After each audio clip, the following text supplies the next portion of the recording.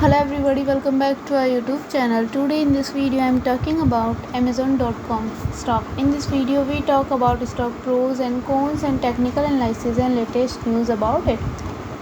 Stock is trading at 134.68 US dollar with 0.28% positive in a day. We can easily see stock was volatile for a day.